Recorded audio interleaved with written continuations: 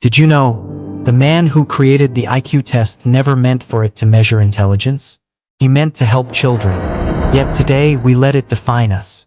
We call someone smart or stupid based on a number most people don't even understand. Let me tell you a secret.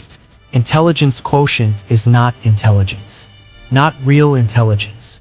Not the kind that makes people change the world or destroy it. Let's begin.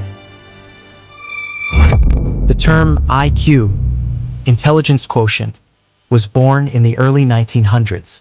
Alfred Binet, a French psychologist, created a test to find out which children needed extra help in school.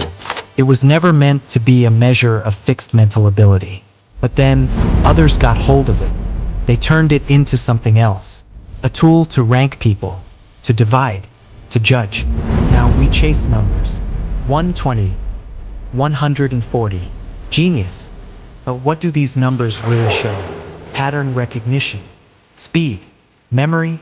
What they don't show is imagination, curiosity, courage, creativity. They cannot measure the mind of Da Vinci, or the madness of Van Gogh, or the moral complexity of Gandhi. They can't even explain why you're still watching. Real intelligence is not in your test scores. It's in your questions. It's in the quiet voice that says, there must be more.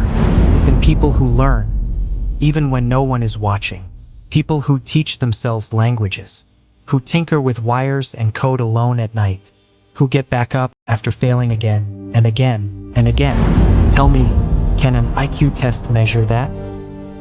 Some of the most brilliant people in history were dismissed. Failed students, social outcasts, even lunatics. But they saw something others couldn't. They thought differently. They dared to think deeply. They looked at reality and bent it. You don't need a number to do that. You need obsession. You need wonder. You need pain.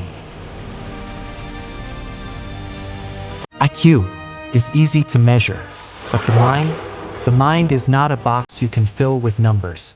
It's a storm. It's a maze. It's a mirror. And sometimes, it's a weapon. The most dangerous people in history were not stupid. They were smart. But their intelligence was void of empathy, void of wisdom. So no, IQ is not intelligence.